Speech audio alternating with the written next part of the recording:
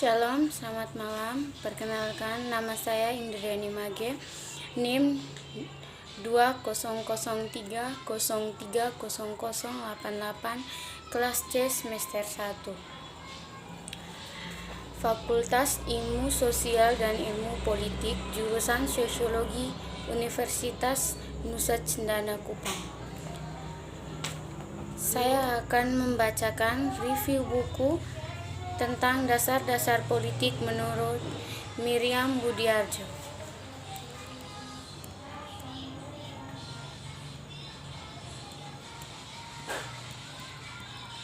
Bab 1, pendahuluan.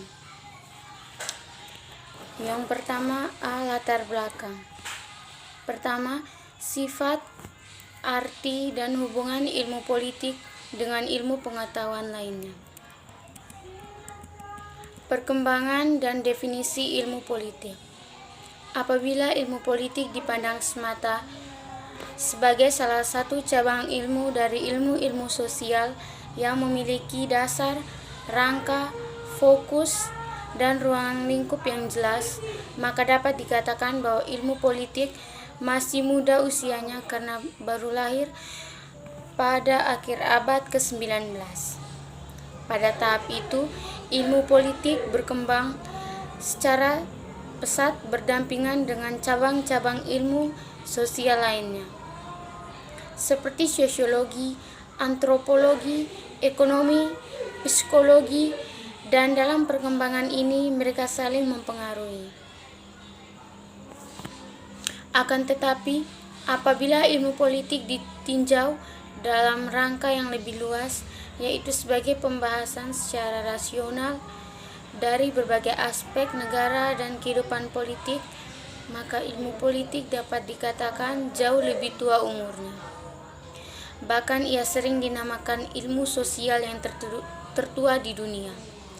Pada taraf perkembangan itu, ilmu politik banyak bersandar pada sejarah dan filsafat. Di Yunani kuno misalnya, pemikiran mengenai negara sudah dimulai pada tahun 450 sebelum Masehi, seperti terbukti dalam karya-karya ahli sejarah atau insluf seperti Plato, Aristoteles, dan sebagainya. Di Asia ada beberapa pusat kebudayaan, antara lain India, Cina yang telah mewariskan berbagai tulisan politik yang bermutu. Yang berikut, ilmu politik sebagai ilmu pengetahuan. Ada kalanya dipersoalkan apakah ilmu politik merupakan suatu ilmu pengetahuan atau tidak, dan disangsikan apabila ilmu politik memenuhi syarat sebagai pengetahuan. Soal itu menimbulkan pertanyaan, apakah yang dinamakan dengan ilmu pengetahuan? Karakteristik yang menimbulkan pertanyaan, apakah yang dinamakan dengan ilmu pengetahuan? Ialah tentang untuk menguji hipotensi melalui eksperimen yang dapat dilakukan dalam keadaan terkontrol, misalnya laboratorium. Berdasarkan eksperimen-eksperimen itu, ilmu-ilmu eksakta dapat menemukan hukum-hukum yang dapat diuji kebenarannya. Jika definisi ini dipakai sebagai patokan, maka ilmu politik serta ilmu-ilmu sosial lainnya belum memenuhi syarat, karena sampai sekarang belum ditentukan hukum-hukum ilmiah seperti itu. Yang berikut, definisi ilmu politik. Ilmu politik adalah ilmu yang mempelajari politik atau kepolitikan. Politik adalah usaha menggapai kehidupan yang baik. Di Indonesia, kita teringat pepatah Gemar Rimpah Lojinawi. Orang Yunani kuno, terutama Plato dan Aristoteles, menamakannya sebagai Endam, Onio, dan The God Life. Mengapa politik dalam arti ini begitu penting? Karena zaman dulu, kala masyarakat mengatur kehidupan kolektif dengan baik, mengingat masyarakat sering menghadapi terbatasnya sumber alam atau perlu dicari Politik adalah perebutan kuasa, tata, dan harta.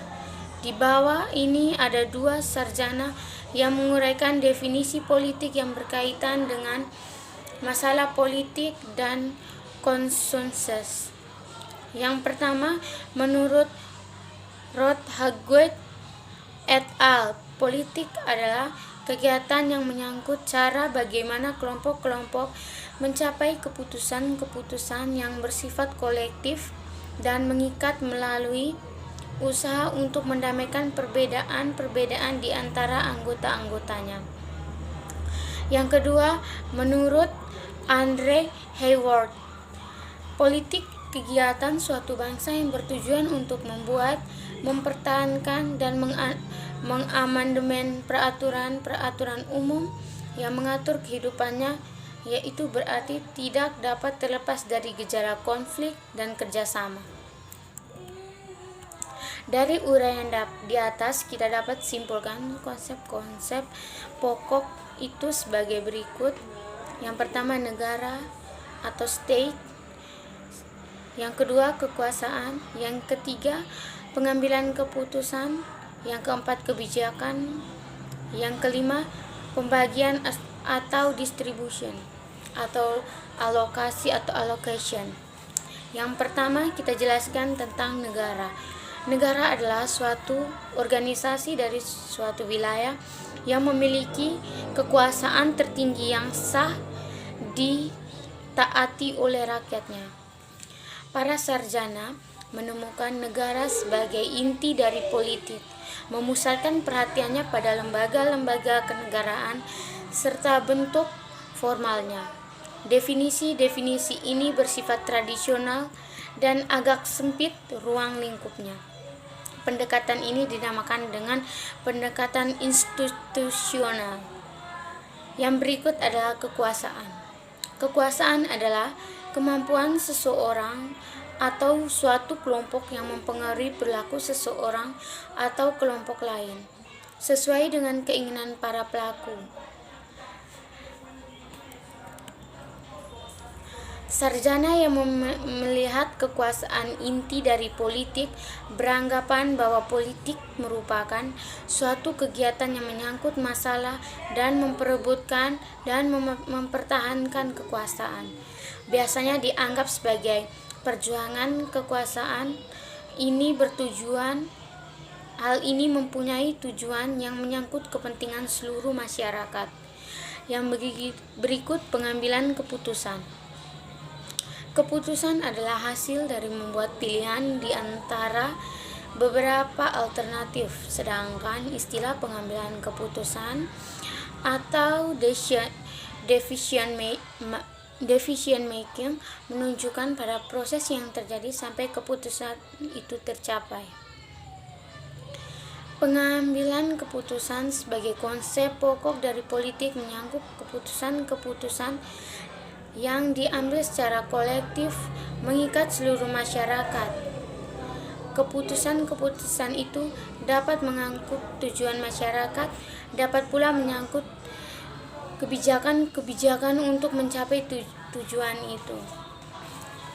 Yang berikut kebijakan umum atau public policy. Kebijakan umum adalah suatu kumpulan keputusan yang diambil oleh seseorang pelaku atau kelompok politik dalam usaha memilih tujuan dengan cara mencapai tujuan itu. Pada prinsipnya, pihak yang membuat kebijakan-kebijakan itu mempunyai kekuasaan untuk melaksanakannya. Yang berikut adalah pembagian atau distribution atau alokasi.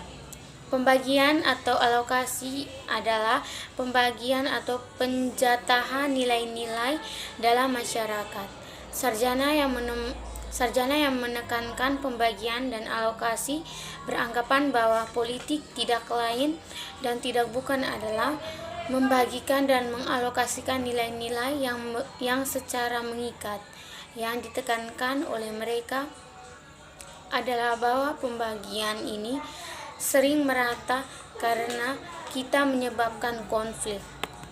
Masalah tidak meratanya pembagian nilai-nilai perlu diteliti dalam hubungannya dengan kekuasaan dan kebijakan pemerintah. Yang berikut bidang-bidang ilmu politik. Dalam contemporary political habitat UNESCO 1950, politik dibagi menjadi 4 bidang. Yang pertama teori politik, yaitu terbagi menjadi sejarah perkembangan ide-ide politik. Yang kedua lembaga politik yang terbagi antara undang-undang dasar, pemerintahan nasional, pemerintahan daerah dan lokal, fungsi ekonomi dan sosial dan pemerintah, serta perbandingan lembaga-lembaga politik. Yang ketiga, partai-partai, golongan-golongan, dan pendapat umum. Yang pertama adalah partai-partai politik. Yang kedua, golongan-golongan dan asosiasi. Yang ketiga, partisipasi warga negara dalam pemerintah dan administrasi. Yang kelima, pendapatan umum, hubungan internasional. Yang kelima, organisasi dan administrasi nasional. Teori politik yang merupakan bidang pertama dari ilmu politik adalah bahasan sistematik dan generalisasi dari fenomena politik. Teori politik bersifat spekulatif sejauh menyangkut norma-norma dalam kegiatan politik, tetapi juga dapat bersifat menggambarkan atau deskriptif, atau membandingkan atau kooperatif, atau berdasarkan logika. Ide-ide politik sering juga dibahas menurut sejarah perkembangannya. Oleh karena itu, setiap ide politik selalu erat hubungannya dengan pikiran-pikiran pada masa ide itu lahir. Dilanjutkan yang berikut mengenai hubungan ilmu politik dan ilmu pengetahuan. Yang pertama, sejarah. Sejarah diterangkan di atas. Sejak dahulu kala, ilmu politik erat hubungannya dengan sejarah dan filsafat. Sejarah merupakan alat yang penting bagi ilmu politik. Yang kedua merupakan filsafat. Filsafat merupakan ilmu pengetahuan lain yang erat sekali hubungannya dengan ilmu politik. Filsafat ialah usaha untuk secara rasional dan sistematis mencari pemecahan atau jawaban atas persoalan-persoalan yang menyangkut alam semesta atau univers dan kehidupan manusia. Yang berikut adalah hubungan ilmu politik dan ilmu-ilmu sosial.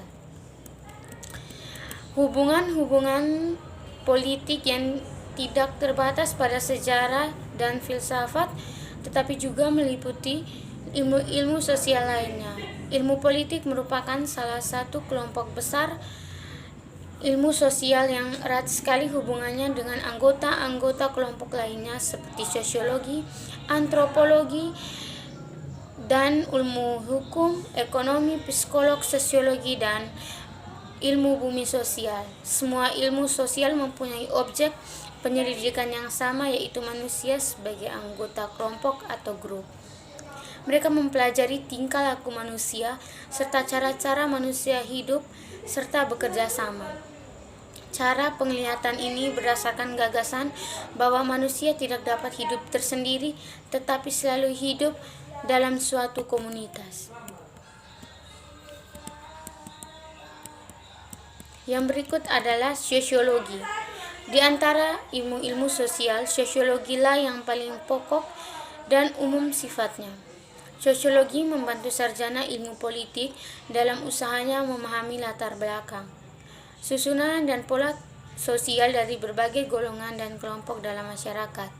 Dengan menggunakan pengertian-pengertian dan teori-teori sosiologi, sarjana ilmu politik dapat mengetahui sampai di mana susunan dan stratifikasi sosial mempengaruhi ataupun dipengaruhi oleh misalnya keputusan kebijakan dan sifat absahan politik, sumber-sumber kewenangan politik, pengendalian sosial, dan perubahan sosial. Yang berikut ialah antropologi. Antropologi, apabila jasa sosiologi terhadap perkembangan ilmu politik adalah terutama dalam memberikan analisis terhadap kehidupan sosial secara umum dan menyeluruh, maka antropologi menyumbang pengertian dan teori tentang kedudukan serta peran berbagai satuan sosial budaya yang lebih kecil dan sederhana. Yang berikut ialah ilmu ekonomi.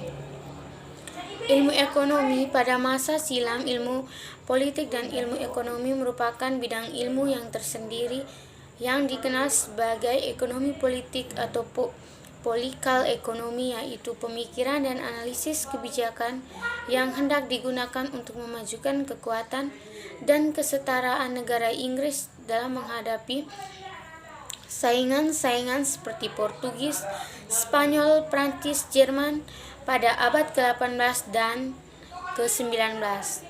Dengan berkembangnya ilmu pengetahuan pada umumnya, ilmu tersebut kemudian memisahkan diri menjadi dua lapangan yang mengkhususkan perhatian terhadap perilaku manusia yang berbeda-beda. Yang berikut ialah psikolog. Psikolog adalah pengkhususan psikolog yang mempelajari hubungan timbal balik antara manusia dan masyarakat, khususnya faktor-faktor yang mendorong manusia untuk berperan dalam ikatan kelompok atau golongan.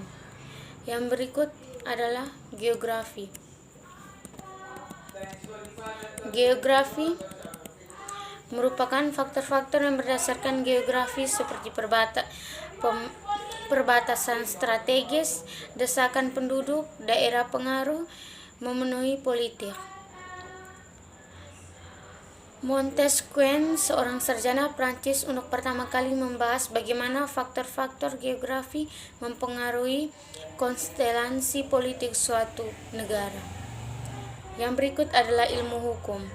Terutama di negara-negara benua Eropa, ilmu hukum sejak dahulu kala erat hubungannya dengan ilmu politik karena mengatur dan melaksanakan undang-undang merupakan salah satu kewajiban negara yang penting. Cabang-cabang ilmu hukum yang khususnya meneropong negara ialah hukum tata negara. Yang berikut adalah bab 2. Konsep-konsep politik. Yang pertama, teori politik. Teori adalah generalisasi yang abstrak mengenai beberapa fenomena. Dalam menyusun generalisasi, teori selalu memakai konsep lahir dalam pikiran atau mindi manusia, dan karena itu bersifat abstrak, sekalipun fakta-fakta dapat dipakai sebagai batu loncatan. Konsep adalah unsur yang penting dalam usaha kita untuk mengerti dunia sekeliling. Mengerti itu hanya dapat dicapai melalui pemikiran kita. Konsep adalah konstruksi mental suatu ide yang abstrak yang menunjukkan pada beberapa fenomena atau karakteristik yang dengan sifat yang spesifik yang dimiliki oleh fenomena itu. Teori politik dalam pembahasan dan generalisasi dari fenomena yang bersifat politik dibagi menjadi 3, yaitu yang pertama, filsafat politik. Filsafat politik menjelaskan berdasarkan rasio yang melihat jelas adanya hubungan antara sifat dan hakikat dari alam semesta atau univers dengan sikap dan hakikat dari kehidupan politik di dunia fana ini. Pokok pikiran dari filsafat politik ialah bahwa persoalan-persoalan yang menyangkut alam 2, suatu istilah yang dewasa ini sering dipakai, ialah bebas nilai. Yang kedua adalah teori politik sistematik.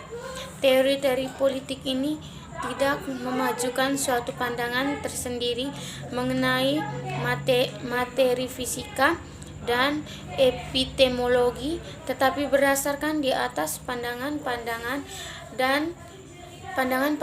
yang sudah lazim diterima pada masa itu. Lalu kita tidak menjelaskan asal-usul dan cara lahirnya norma, tetapi tidak hanya mencoba untuk merealisasikan norma-norma dalam suatu hubungan program politik. Yang berikut adalah ideologi politik. Ideologi politik adalah himpunan nilai-nilai, ide-ide dan norma-norma, kepercayaan atau keyakinan yang dimiliki seorang atau sekelompok atas dasar mana ia menemukan sikapnya terhadap kejadian dan problematika politik yang dihadapinya dan yang menemukan perilaku politiknya. Ideologi berkembang luas, mau tidak mau dipengaruhi oleh kejadian-kejadian dan pengalaman-pengalaman dalam masyarakat di mana ia berada. Yang berikut ialah masyarakat. Masyarakat adalah keseluruhan antara hubungan-hubungan antar manusia. Masyarakat adalah suatu sistem hubungan-hubungan yang ditata. Biasanya anggota-anggota masyarakat menghuni suatu wilayah geografis yang mempunyai kebudayaan dan lembaga-lembaga yang kira-kira sama. Yang berikut negara. Negara merupakan integrasi dari kekuasaan politik. Negara adalah organisasi pokok dari kekuasaan politik. Negara juga merupakan alat dari masyarakat yang mempunyai kekuasaan untuk mengatur hubungan-hubungan manusia dalam masyarakat dan menertibkan gejala-gejala kekuasaan dalam masyarakat. Yang berikut definisi mengenai negara lain. Di bawah ini disajikan beberapa rumusan mengenai negara. Menurut Roger Hazelton, negara adalah negara atau kewenangan yang mengatur dan mengendalikan persoalan-persoalan bersama atas nama masyarakat.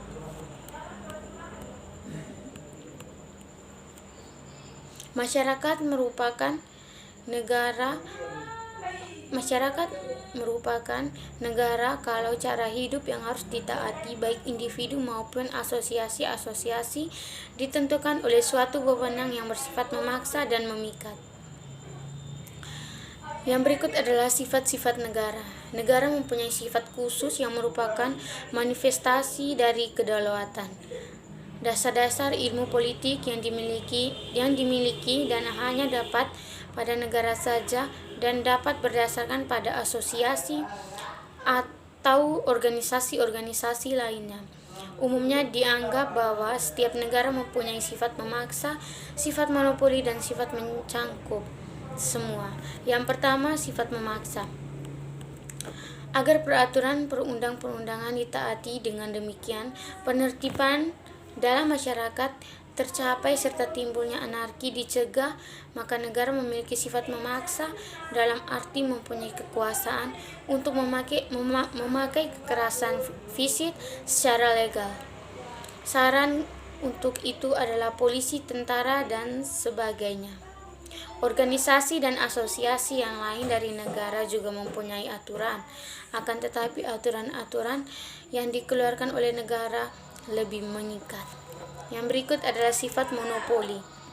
Negara mempunyai sifat monopoli dalam menetapkan tujuan bersama dari masyarakat.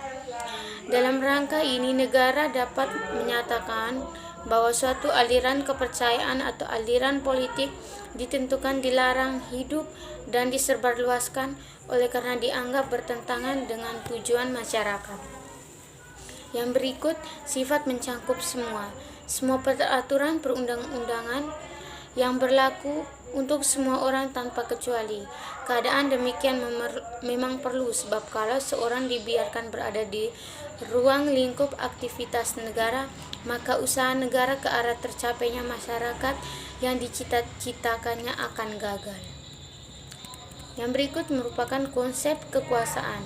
Yang pertama, definisi.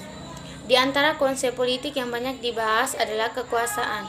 Hal ini tidak mengherankan sebab konsep ini sangat krusial dalam ilmu politik pada umumnya dan ilmu politik khususnya. Malahan pada suatu ketika politik dianggap identik dengan kekuasaan. Yang berikut adalah sumber kekuasaan. Mengapa seorang pelaku mempunyai kekuasaan? Apa sumber dari kekuasaan seorang pelaku? Sumber kekuasaan dapat berupa kedudukan, kekayaan dan kepercayaan. Misalnya, seorang komandan terhadap anak buahnya atau seorang majikan terhadap pegawainya. Dalam kedua kasus ini di bawah dapat ditindak jika melanggar disiplin kerja dan melanggar korupsi. Yang berikut adalah pengaruh. Setelah telah diuraikan sebelumnya, suatu konsep yang selalu dibahas bersama dengan kekuasaan adalah pengaruh.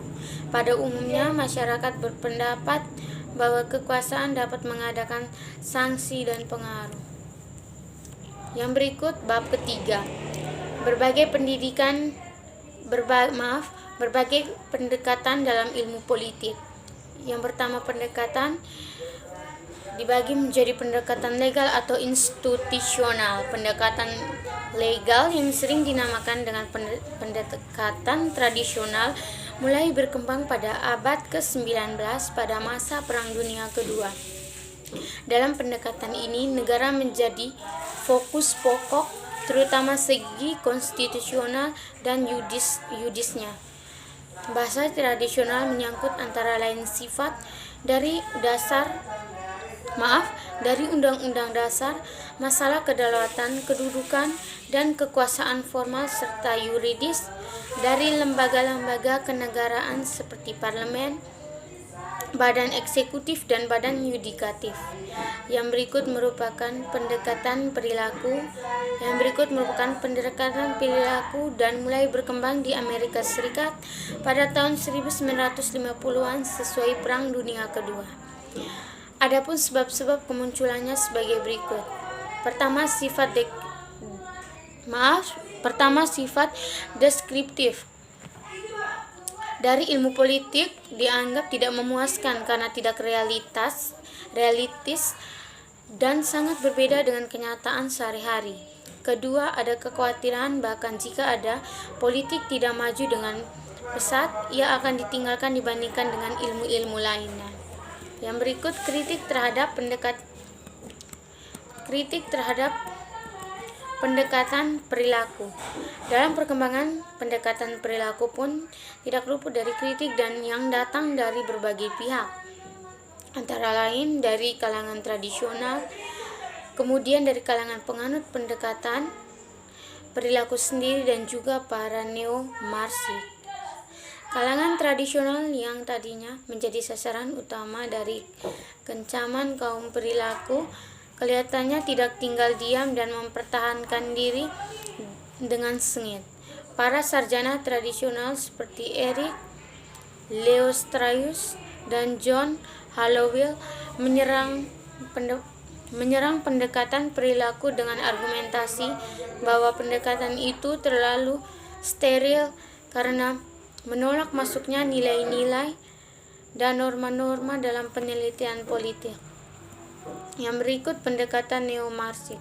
Sementara para penganut pendekatan perilaku sibuk menangkis serangan dari para sarjana pasca perilaku, munculnya kritik dari kubu lain, yaitu 12 David Eggstone, The New Revolution on Political Science dalam America Political Science, Desember 1999.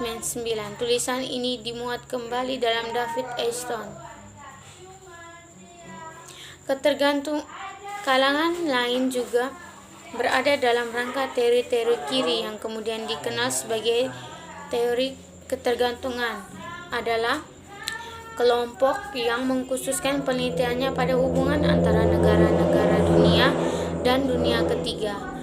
Kelompok ini menarik perhatian besar pada tahun 1970-an dan tahun 1980-an. Yang berikut, pendekatan pilihan rasional atau rational choice. Pendekatan ini muncul dan berkembang belakangan sesuai bertentangan antara pendekatan yang dibicarakan atas mencapai semacam konsensus yang menunjukkan adanya pluralitas dalam bermacam-macam pandangan. Ia juga lahir dalam dunia yang bebas dari peperangan besar selama hampir 4 dekade. Yang berikut, pendekatan Institusionalisme. Berbeda dengan pendekatan-pendekatan yang diuraikan sebelumnya, ini lebih merupakan suatu visi yang meliputi beberapa pendekatan lain, beberapa bidang ilmu pengetahuan lain seperti sosiologi dan ekonomi. Institusionalisme baru mempunyai banyak aspek dan variasi. Sebut saja misalnya institusionalisme baru sosiologi, institusional baru ekonomi, dan sebagainya. Kesimpulan dari ini, tak dapat dipungkiri bahwa akibat dari perkembangan terhadap gejala-gejala politik yang diuraikan di atas adalah terakumulasinya pengetahuan, analisis, dan polemik antara para sarjana yang kadang-kadang sengit sifatnya telah memperkaya khazanah analisis, seperti sering terjadi dalam perbedaan intelektual pihak-pihak yang bersangkutan mempertajam alat analisis masing-masing, meneliti kembali rangka, metode, dan tujuan dari ilmu politik. Interaksi dengan ilmu-ilmu sosial lainnya juga telah memperluas cakrawala. Hasil dari dialog ini sangat mendorong berkembangnya ilmu politik itu sendiri, baik di bidang pembinaan teori maupun di bidang penelitian perbandingan antara negara-negara maju dengan negara-negara berkembang. Dewasa ini telah membentuk suatu kesadaran bahwa setiap pendekatan hanya menyingkap sebagian saja dari tabir kehidupan politik, dan bahwa tidak ada satupun pendekatan yang secara mandiri dapat menjelaskan segala politik. Kesabaran ini membuat para sarjana ilmu politik lebih toleran terhadap pandangan sarjana lain. Masing-masing paradigma tidak lebih bersaing, tetapi saling melengkapi dengan saling meminjam konsep dan alat analisis. Telah tumbuh suatu visi pluralis mengenai metode dan pendekatan, dan hal yang telah meningkatkan kredibilitas ilmu politik. Demikian review buku saya. Sekian dan terima kasih. Selamat malam.